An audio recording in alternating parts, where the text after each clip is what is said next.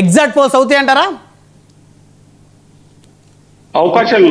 నమస్తే బ్రహ్మనాయుడు గారు, 99 ప్రేక్షకులకి, నా తోటి ప్యానలిస్ట్ అందరికి కూడా నా హృదయపూర్వక నమస్కారాలు. సో ట్రెండ్ అయితే క్రియేట్ ఆ విధంగా చూపిస్తుంది. అంటే ఎగ్జాక్ట్ అంటే ఒక ట్రెండ్ అయితే అన్ని ఎగ్జిట్ పోల్స్ లో చూపిస్తున్నాయి కాబట్టి ఆ ట్రెండ్ అవ్వచ్చనే ఒక అందరికి కూడా అనిపిస్తుంది. ఖచ్చితంగా లాట్ ఆఫ్ అనాలిసిస్ చేసిన తర్వాత ప్లస్ సర్వేలు చేసిన తర్వాత ఆ ట్రెండ్ అయితే ఉంది. ఖచ్చితంగా ఆ యొక్క దిశగానే వెళ్తాదని మాత్రం నేను అనుకుంటున్నాను. సో ముందు మనం జూబ్లీ హిల్స్ చూస్తే, సో మొదట చెప్పిన సర్వే సంస్థలో బీఆర్ఎస్కి స్పష్టమైన ఆధిక్యత ఉందని చెప్పారు. కానీ ఇప్పుడు కాంగ్రెస్ పార్టీకి మెజార్టీ సర్వే సంస్థలు కాంగ్రెస్ ఇక్కడ జూబ్లీ హిల్స్ సీట్ తన ఖాతాలో వేసుకుంటుందని చెప్తున్నారు. అంటే ఎన్నికలు పర్ఫెక్ట్గానే జరిగాయి అని అనుకోవచ్చు కదా సార్? ఎలక్షన్స్ ఇప్పుడుండే పరిస్థితుల్లో ఎలక్షన్స్ ఎక్కడ కూడా ఏదో గతంలో లాగా బూత్ క్యాప్చరింగ్ అట్లా ఏం లేవండి. ఎందుకంటే టోటల్ గా ఎలక్షన్ కమిషన్ నిఘాలో గానీ అందరూ కూడా ఏజెంట్స్ కూడా అప్రమత్తమైనారు. దట్టు బై ఎలక్షన్స్ లో ఖచ్చితంగా ప్రతి ఒక్క బీజేపీ కావచ్చు, బీఆర్ఎస్ కావచ్చు, కాంగ్రెస్ కావచ్చు, అందరు క్యాడర్ ఉంటారు, ఏజెంట్లు ఉంటారు. ఖచ్చితంగా అక్కడ ఏమి మ్యానిపులేషన్ జరిగే అవకాశాలు చాలా తక్కువ. ఖచ్చితంగా పర్ఫెక్ట్ గానే జరిగి ఉంటాయని అనుకుంటున్నాను. ఇది చాలా ఎందుకంటే అందరు కూడా ప్రిస్టేజియస్ గా తీసుకున్నారు కదా, అన్ని 3 పార్టీలు తీసుకున్నారు. చాలా ఒక అద్భుతమైన క్యాంపెయిన్ జరిగింది. చాలా సీరియస్ గా ఇంక్లూడింగ్ ముఖ్యమంత్రి గారు కూడా ఎక్కువగా ఇన్వాల్వ్ అయినారు. కాబట్టి ఖచ్చితంగా ఇక్కడ ఎక్కడ మ్యానిపులేషన్ జరిగే అవకాశాలు కూడా లేవన్న ఉద్దేశం. సో బీహార్ ఎన్నికల్లో ఈ ఎగ్జిట్ పోల్స్ ఎగ్జాక్ట్ పోల్స్ అయితే మళ్ళీ ఎన్డీఏ స్పష్టమైనటువంటి తన ఆధిక్యతని మళ్ళీ రాబోయేటువంటి ఎన్నికల్లో కూడా దేశవ్యాప్తంగా కనబరుస్తుందని అనుకోవచ్చా సార్? 100% అండి. బీహార్ అనేది చాలా పెద్ద స్టేట్, 40 ఎంపీ సీట్లు ఉంటాయి. ఖచ్చితంగా దాని యొక్క అందులో politically very motivated, highly sensitive state. ఖచ్చితంగా యూపీ కానుకోనుండే బీహార్ కాబట్టి ఓవరాల్ గా నార్త్ బ్యాస్టియన్ లో ఉంటుంది కాబట్టి ఖచ్చితంగా దీని ఇంపాక్ట్ ఉంటుంది. ఎందుకంటే క్యాంపెయిన్ కావచ్చు, కోర్టు కావచ్చు, అంత సీరియస్ గానే తీసుకున్నారు. బీజేపీ కావచ్చు, మహాగఠబంధన్ కావచ్చు, ఎన్డీఏ కావచ్చు, మహాగఠబంధన్ కావచ్చు, చాలా సీరియస్ గానే తీసుకున్నారు. ఇలా ఒకే స్టేట్ ఎలక్షన్ జరిగినాయి కాబట్టి దాని మీద హై కాన్సన్ట్రేషన్ కూడా జరిగింది. అందరు కూడా జర్నలిస్టులు కావచ్చు, మీడియా కావచ్చు, పొలిటికల్ పార్టీస్ కూడా చాలా సీరియస్ గా తీసుకున్నారు. ఎందుకంటే అందరికి ఇది చావో రేవు. ఎగ్జాంపుల్ మహాగఠబంధన్ అయితే ఇప్పుడు టోటలీ చావో రేవు అనే పరిస్థితి. ఈవెన్ నితీష్ కుమార్ గారికి కూడా ఇది లాస్ట్ ఎలక్షన్ మోస్ట్లీ, కాబట్టి ఆయన కూడా ఇంకా చావో రేవు. ఎన్డీఏ కూడా చాలా స్ట్రాటజికల్ గా, చాలా పర్ఫెక్ట్ గా, అంటే గతంలో 2020లో లాగా కాకుండా ఈసారి చాలా సమన్వయంతో జరిగినాయి క్యాంపెయిన్. బీజేపీ అండ్ అలయన్స్ ఉన్నాయి కదా, జేడీయూ కావచ్చు, లోక్ జనశక్తి పార్టీ కావచ్చు, హిందుస్థాన్ అవామీ మోర్చా కావచ్చు, మన కుషవాహా పార్టీ, అందరు కలిసి కూడా చాలా సమన్వయంతో చేశారు. ఈసారి మాత్రం చాలా మంచి ప్లాన్డ్ గా, అంటే ఎన్డీఏ యాజ్ ఎ టీమ్ పనిచేసింది. అంత చాలా దీంతో పాటు కాకుండా మ్యాథమెటిక్స్ తో పాటు కెమిస్ట్రీ కూడా బాగా వర్కౌట్ అయింది. వాళ్ళు ఆ విధంగానే గ్రౌండ్ లెవెల్ లో కూడా అన్ని చూపించారు. ఎక్కడ చూసినా కూడా జాయింట్ క్యాంపెయిన్ చాలా జరిగినాయి. సో ఖచ్చితంగా రిజల్ట్ మీరు ఇప్పుడు రిఫ్లెక్ట్ కూడా అవుతుంది ఎగ్జిట్ పోల్స్ లో.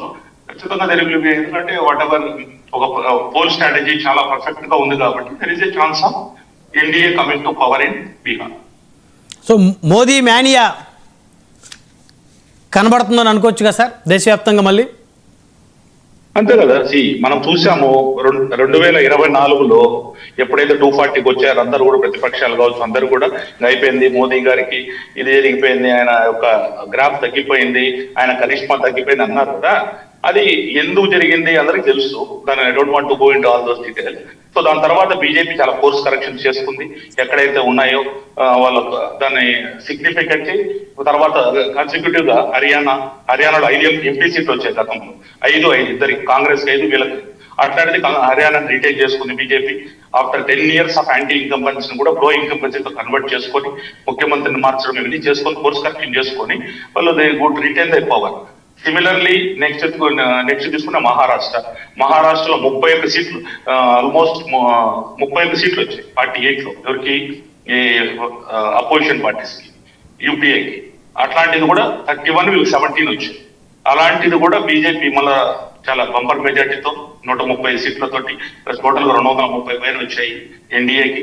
సో దాంట్లో కూడా చాలా అద్భుతమైన రిజల్ట్స్, అంటే ఎవరు ఊహించలేదు అంత strike rate, 90% almost strike rate, BJP అయితే 90% స్ట్రైక్ రేట్ అలా రావడం జరిగింది. సిమిలర్లీ నెక్స్ట్ ఢిల్లీ అసలు అభేద్యమైన కోట అన్నారు. అలాంటిది కేజ్రీవాల్ నేను బతుకుండగా బీజేపీని రాలేననే పద్ధతిలో ఆయన మాట్లాడి అన్ని చేసి ఆయన ఓడిపోయే స్థాయికి వచ్చారు. సో ఆ విధంగా బీజేపీ కోర్స్ కరెక్షన్ చేసుకొని అన్ని చోట్ల గెలవడం జరిగింది. ఇప్పుడు ఇది కూడా గెలిస్తే మాత్రం చాలా ట్రెండ్ సెట్టింగ్, అంటే what ever BJP set back ఏదైతే ఉందో 2024లో దానికి ఖచ్చితంగా వాళ్ళు కోర్స్ కరెక్షన్ చేసి సక్సెస్ఫుల్ గా ముందుకెళ్తున్నారని మాత్రం ఒక పాన్ ఇండియాలో ఒక మెసేజ్ వెళ్తుంది. అపోజిషన్ పార్టీలు కూడా చాలా ఈరోజు అప్రమత్తమై నెక్స్ట్ రాబోయే తమిళనాడు కావచ్చు, వెస్ట్ బెంగాల్ కావచ్చు, కేరళ కావచ్చు, అస్సాం కావచ్చు, ఈ ఎలక్షన్స్ లో కూడా వాళ్ళు ఇప్పటి నుంచి అప్రమత్తమై బీజేపీ ఏం చేస్తుంది, బీజేపీని మనం కట్టడి చేయాలంటే ఏం చేయాలా అనే పనులు కూడా చేయాల్సిన అవసరం ఉంది. సో తెలంగాణలో అంటే మళ్ళీ నెక్స్ట్ రాబోయేటువంటి ఎన్నికలు 29 నాటికి సో తెలంగాణలో బీజేపీ బలపడుతుందని అనుకోవచ్చా? సో తెలుగు రాష్ట్రాల్లో అయితే ఆంధ్రప్రదేశ్లో కూటమితో అధికారంలో ఉన్నారు వాళ్ళు, కానీ తెలంగాణలో మాత్రం ఎంత ప్రయత్నం చేసినా కూడా భారతీయ జనతా పార్టీ సొంతంగా అధికారంలోకి వచ్చే పరిస్థితి లేకుండా పోతుంది. ఇప్పుడు మనమందరం బ్రహ్మనాయుడు గారు తెలుగు రాష్ట్రాల్లో మీడియా అంతా బయాస్ తోటి ఈ రోజు చూడండి, ఒక పాట చెప్పండి, 2009తో పోల్చుకుంటాం, 2014తో పోల్చుకుంటాం, 24లో పోల్చుకుంటాం. 24లో బీజేపీ అనే పార్టీ ఆంధ్ర తెలంగాణ ఉమ్మడి ఆంధ్రప్రదేశ్ మనం మాట్లాడుకుంటే 11 ఎంపీ సీట్లతోటి బీజేపీ చరిత్రలో రానని ఎక్కువ సీట్లు వచ్చినాయి. 8 అక్కడ 11 సీట్లు. ఎప్పుడైనా బీజేపీకి ఎన్ని సీట్లు వచ్చినాయా? BJP highest Tally was 7, that to in 1999. Okay, దాని ఊరు ఏ మీడియా మాట్లాడారు, ఓకేనా? అదే విధంగా 16 మంది ఎమ్మెల్యేలు వచ్చారు. ఇది కూడా ఎప్పుడు రాలేదు బీజేపీ చరిత్రలో రాలని సీట్లు, 8+8. సో దీని గురించి ఎవ్వరు డిస్కస్ చేయరు మీడియాలో, ఎందుకంటే వాళ్ళందరికీ ఇప్పుడు ఒక్కొక్కరికి ఓన్ ఛానల్స్ ఉన్నాయి కాబట్టి, బీజేపీకి ఏం ఓన్ ఛానల్ లేదు కాబట్టి, ఆంధ్రలో కావచ్చు, తెలంగాణలో కావచ్చు, ప్రాంతీయ పార్టీల మోజులో ఇవన్నీ మర్చిపోతారు. సో బీజేపీ మనం మాట్లాడతాం. ఇప్పుడు 2009లో కాంగ్రెస్ 33 సీట్లు వచ్చాయి 42. ఈరోజు కాంగ్రెస్ పరిస్థితి ఏంటంటే 8 సీట్లతోటే ఉంది, 0. కాంగ్రెస్ ఆంధ్రలో అయితే 0, టోటల్ 8 సీట్లు, 33 సీట్లు వచ్చాయి. ఇప్పుడు ఓవరాల్ గా ఉమ్మడి ఆంధ్రప్రదేశ్ ఎత్తుకుంటే తెలుగుదేశం తర్వాత పెద్ద పార్టీ బీజేపీ. తెలుగుదేశం 16 ఎంపీ సీట్లు వస్తాయి, బీజేపీ 11 ఎంపీ సీట్లు వచ్చినాయి. ఇది గ్రాఫ్ పెరిగినట్టు కాదంటారా? సో అదే విధంగా తెలంగాణలో ఎత్తుకోండి, 8 ఎమ్మెల్యే సీట్లు వచ్చినాయి బీజేపీ. 2024 పార్లమెంట్ సీట్లు 8 ఎంపీ సీట్లు వచ్చినాయి, ఆన్ పార్ విత్ కాంగ్రెస్. ఇది గ్రోయింగ్ ట్రెండ్ కాదా? ఖచ్చితంగా బలాన్ని పుంజుకుంది కాంగ్రెస్ గతంతో పోల్చుకుంటే. బీజేపీ బీజేపీ బీజేపీ పుంజుకుంది. అదే విధంగా 2 ఎమ్మెల్సీలు గెలుచుకున్నారు మొన్న. BRS was delegated to 0. ఇవన్నీ అప్ట్రెండ్ కాదంటారా? బీజేపీ యొక్క గత గ్రాఫ్లు చరిత్ర చూసినాక మనం ఒకసారి అర్థం చేసుకోవాల్సిన పని ఉంది.